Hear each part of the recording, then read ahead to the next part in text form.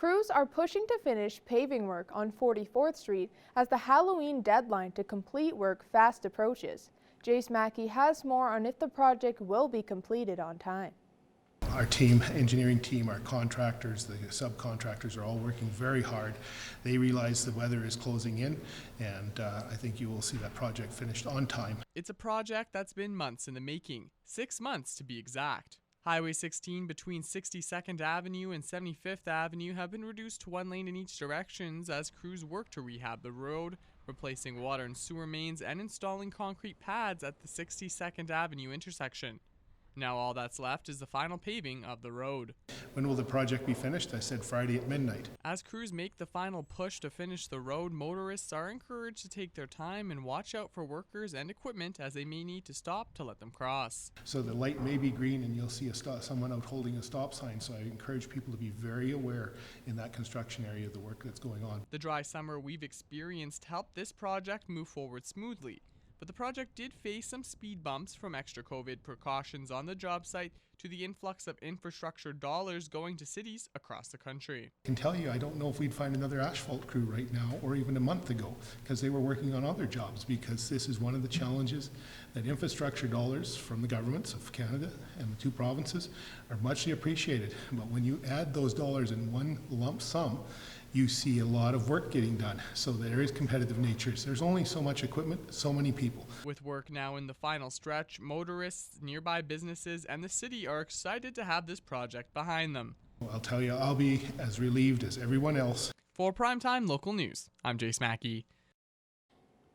Today is your chance to eat a blizzard and not feel bad about it, as today is Dairy Queen's Miracle Treat Day, with proceeds going towards hospitals across the country. Usually, Miracle Treat Day takes place in August, but due to the ongoing pandemic and changing restrictions, Dairy Queen pushed back the date. Although they can't have any in-person dining at the moment, they are excited to serve their customers for takeout and drive-through while raising money for a good cause. The funds from our blizzards, we sell blizzards all day, and we give the proceeds to the Stollery Children's Hospital. This store does, but across Canada it's to whatever the children's hospital is. Miracle Treat Day can raise thousands of dollars for the Stollery and other hospitals across the country, and Schiller knows just how big an impact these hospitals make. My granddaughter may not have been in the Stollery, but she was in a NICU unit and got taken care of. So I know personally somebody who has been taken care of. And it goes to a lot of research, new research. I think Stollery is one of the biggest, research and development of new things, and it's an awesome cause. You can purchase blizzards all day to support the Stollery Children's Hospital. Orders through Skip the Dishes also go towards the proceeds donated, and Schiller adds businesses around the community have been showing lots of support. We do pre-orders, and so the pre-orders have been awesome. From Lloydminster Regional Health Foundation ordered 150 blizzards. Other community businesses have ordered, 50 or some, so it's been great. The Lloydminster Dairy Queen is open until 10 p.m. Now we throw to Tate Lakecraft, who sat down with the new mayor of Vermillion for his PTLN debut. Joining me this afternoon on Primetime Local News is the newly elected mayor of Vermillion, as he's here to talk about his plans and priorities at the helm of the town. So Greg Thronson, welcome to the program, and congratulations on your win. It must have been a pretty crazy couple of weeks for you, huh? Hey, hi there, Tate. Thank you for your time. Crazy week is an understatement. Probably a crazy few weeks, 2 or 3 weeks here have been very, very busy. Lots of mixed emotions. I've been very humbled by this experience, right? Because it's so sudden, but I've got lots of great texts and messages from a lot of people with a lot of really positive well wishes. So I really appreciate that. It's been overwhelming, really, really overwhelming. So my first real question then has to do with your motivation in running for mayor. I know you have an agricultural background and you have a diploma as an ag fieldman, but where did this decision come from to run in this local election? I guess I didn't really grow up wanting to be a politician. I'm hoping most people in this area don't. Uh, Really, it's happened over the summer here. Over the last few months, I had people approach me and ask me to run for town council and be part of that. And with some discussion with my friends and my, of course, my family, we discussed how much time it would take up in my life, and really just thought, with lots of thought and discussion, I made the decision to run for mayor. I thought was the right decision to go forward. So, was I a born politician? No, not at all. So then I just wanted to ask, what's important to you, Greg? What kind of things do you plan to prioritize maybe in the coming months or years? Well, I come in with no predeceived thoughts or changes really in my mind. I just come in with what's important to me, and that's the family and the community. And as a mayor, I'm just a member of a town council that's looking out for the best interests of the community, right? I'm really placing Vermillion and the residents as the first priority. So that's all I'm aiming for. I'm not uh, an axe to grind by any means. We got to move forward with what needs to be done on the table now. The previous council has left us on pretty solid ground, and I just want to thank them for that. They did a lot of hard work before we've come in. So Thanks so much for your time, Greg. Now Shelby Clark will take a first look at your weather forecast.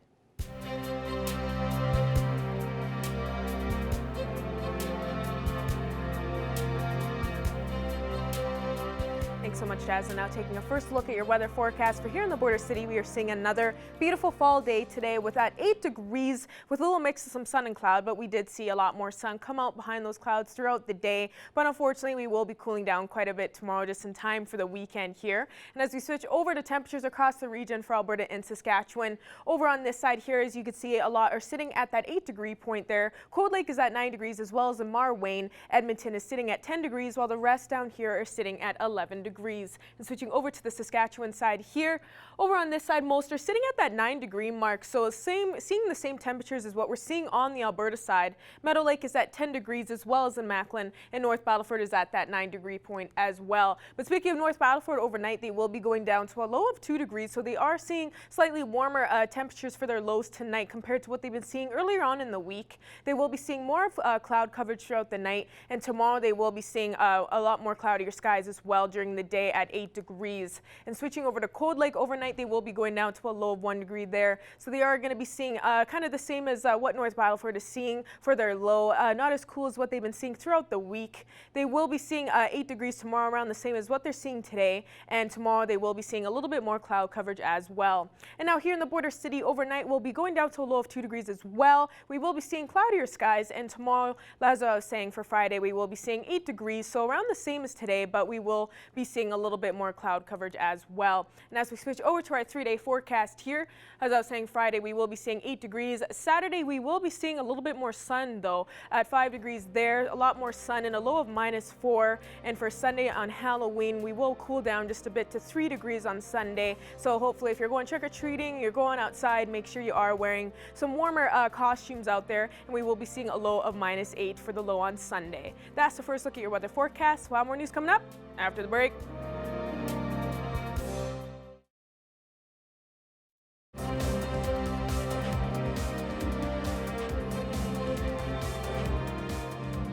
Welcome back.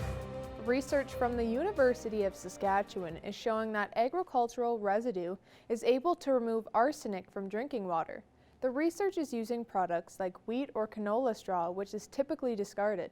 Jillian Code has more. Today on Primetime Local News, I'm joined by Halid Zorov-Shibane, who is a PhD candidate for chemical engineering at the University of Saskatchewan. Thanks for joining me today. Yeah, thank you for inviting me.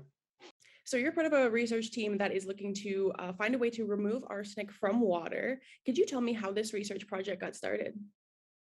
Our research group started working on arsenic about 5 years ago.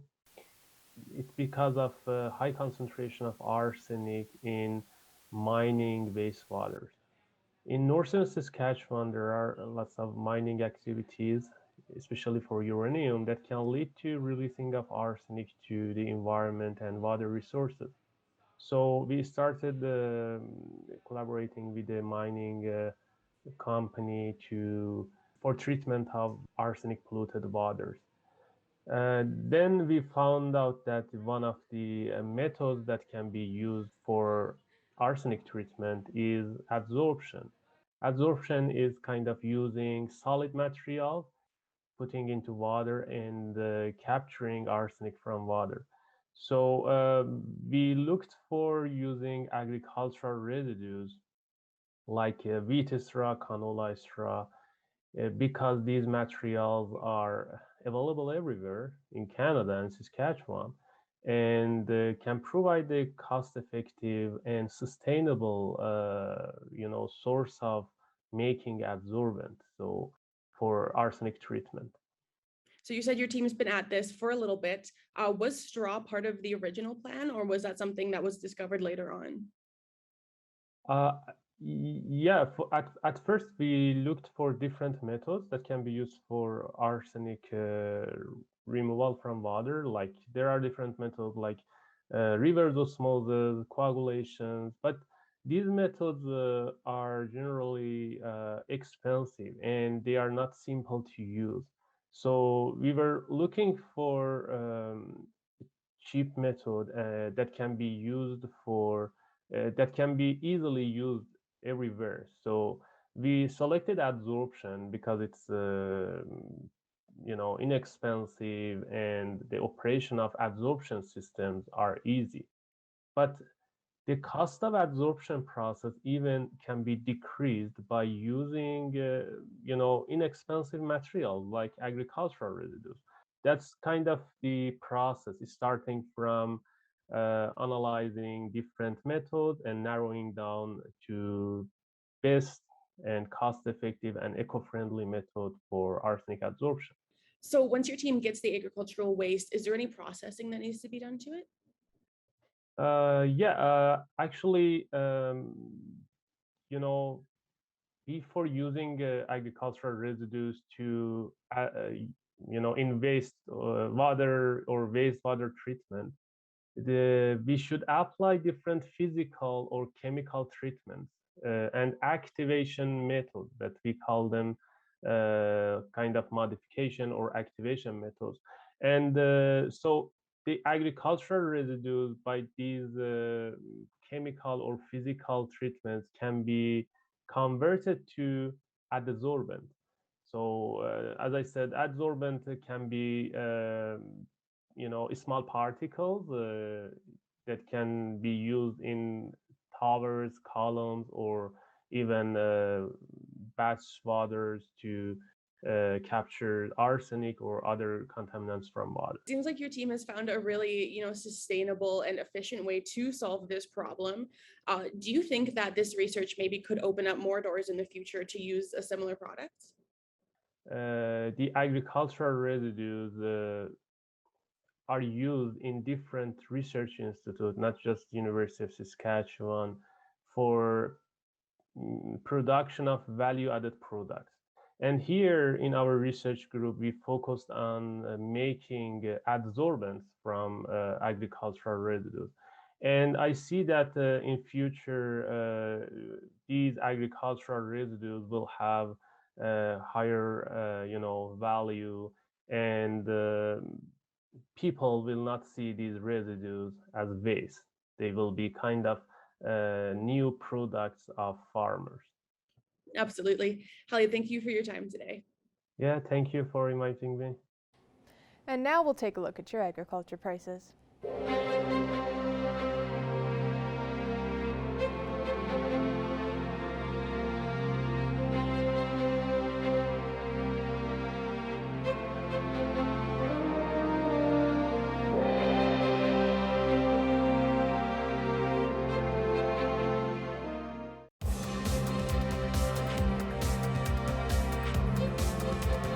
Since 2017, the city of Lloydminster has been planning to host the Saskatchewan Summer Games.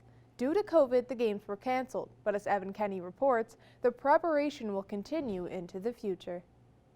Thursday morning, members from the Saskatchewan Games Council, the city of Lloydminster, and the Saskatchewan Summer Games Host Society gathered to announce the city would host the 2024 Saskatchewan Summer Games.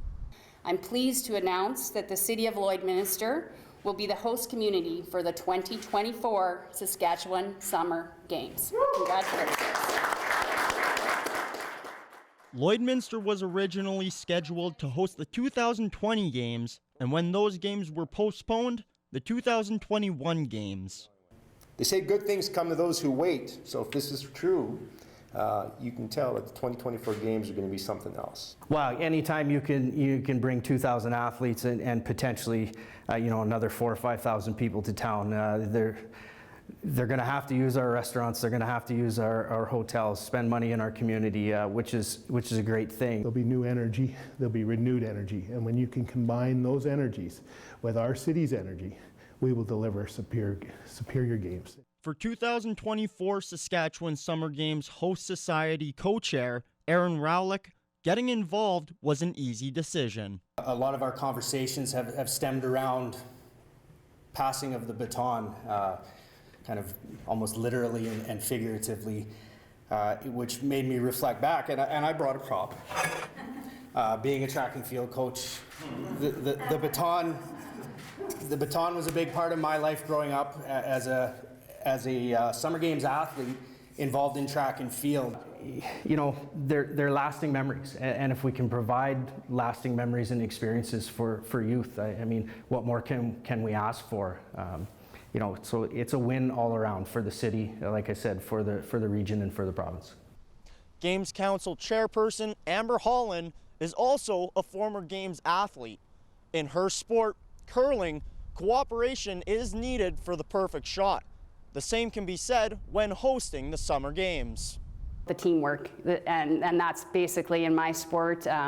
You do throw a rock individually. Once you let that rock go, there's multiple things that have to happen to make the perfect shot. And I think that's exactly what Lloydminster will have to do here. Is we've given them the rock. They're going to take it and they're going to throw it down that ice. But they have a great team behind them to do whatever they need to do to execute the perfect shot. This will be Lloydminster's second time hosting the games, previously hosting in 2008.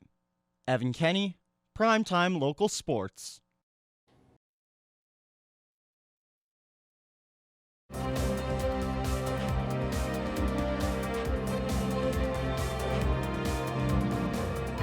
We're back once again this week with Lauren Rodick-Everly. And Lauren, anybody who follows you on social media will find that there's all kinds of suggestions that you make.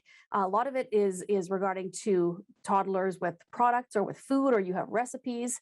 And so I wanted to call this episode Lauren's Favorites, because I know that often you'll have certain categories that you post about that you make suggestions on. So let's talk about some products for toddlers. Just in general, are there certain things that if you have a toddler, you really feel that you have to have, whether it be car seats or toys, or certain things that you really, really like for toddlers that you'd recommend? Well, I love baby wearing, as you know. So even at Colin's age, I am toddler wearing. So I love, love, love my Tula carrier. I often now toss her on my back and will go on a walk somewhere or head to the grocery store, and I can haul groceries back that way. Or even if you are in the car heading to run some errands, it's so nice to throw them on your back. They love the view from up there. So I would definitely say a carrier. For some kids, they might love their stroller. Obviously, a car seat is necessary for safety. And then a lot of other things are some of my favorite toys and that kind of thing. Kids don't need a ton of things because they make toys out of everything, even if it's kitchen items or whatnot. But I definitely have some local favorites. I love wooden toys, so I thought I'd mention some of those. Little Bodie Gray and Plaid and Pine are both Canadian companies that make wood toys. So those are so fantastic. And I mean, I have some favorite clothing brands and that kind of thing too. But yeah, those are kind of my top ones for toddlers. And now what about when it comes to food? I know that there are certain staples, everybody kind of has, they want to buy their brand of yogurt or whatever it is that they buy. So are there certain foods that really stand out for you that are, clean eating, don't have a lot of extra ingredients and things that we don't need in them that you prefer having a toddler? Yeah, I do love to make a lot of my own. As you know, I make up my own recipes and have my cookbooks and that kind of thing. So even bars, we like to make our own kind of power bars that we take with us and that kind of thing. But a really good brand that we do enjoy as well is Made Good. That one takes out all the allergens, so it's safe for kids to take to school with them. They have bars, they have little cookies, they have granola and that kind of thing. So we really like that brand as well. What would you say, Lauren, is if people are looking for ingredients in food for their kids when they start out? Obviously, you know, people can buy the generic fruits and that sort of thing. But if you're looking either to buy stuff to make your own food or just for snacks, especially for toddlers, are there anything that is there anything that sticks out to you when you look at an ingredients label that you should say no right away, or on the opposite of things that you say yes to right away when you see it? That is a very good question. If there's any form of refined sugar that's especially in the top few ingredients, then that's kind of a no for me. And for the yes, like I said before, and when we were talking another day, is if it's a small amount of ingredients and I can read every ingredient and understand what it is, then that's a yes for me. But obviously, if there's something like fruits or vegetables in it, that also is a win. Well, and Lauren, just before we let you go here, I want to go back again to the Kids Who Explore, because we all kind of connect all the episodes with this, and it is such an important thing for you. So let's talk about the Kids Who Explore. And if people haven't had a chance to really look at it yet or figure out what the program is, tell us a little bit about all the components of it. Yeah, so Kids Who Explore has expanded all over the world, which is so fantastic. We have ambassadors everywhere that are helping inspire people to get outside and help nature raise our kids. So we do a lot through Instagram. We also have our website up and running, and we have our podcast. So I really suggest people go check out the website actually, because it will have everything linked there. There's blogs, there's, like I said, the podcast, and we also have a lot of events which are free. They all have a virtual component to them, and you can win prizes. So why not join in? So check out kidswhoexplore.com for all of that. And then, yeah, please listen to our podcast, Kids Who Explore Parent Edition. We often have experts on. So we talk all things safety, tips, and how to really get started going outside or take it to the next level. Well, Lauren, thank you so much for speaking with us. And if anybody is looking even to find, back articles that you have posted about recipes or your favorite things, what's the best way to find you, Lauren? So my website, laurenrodickeverly.com, has everything on there, and I have all the sections for my blog where you will find a lot of my chosen items and my favorite things. And then they can find me on Instagram as well. I try and highlight those items for toddlers and babies so that people can look back. So that's Lauren Rodick Everly. Well, Lauren, thank you so much for joining us, and we look forward to talking to you again. I said I'm going to hit you up for the Christmas season so we can talk about too much candy for the kids that come out and sleep schedules and gifts and all that kind of thing. So Yes, good luck please do. with your time in Seattle. I know that it's been a bit of an adjustment, but obviously so many fun things to do with the new place too. So thanks for talking to us, and let's chat again soon. Thank you so much for having me. I really appreciate it.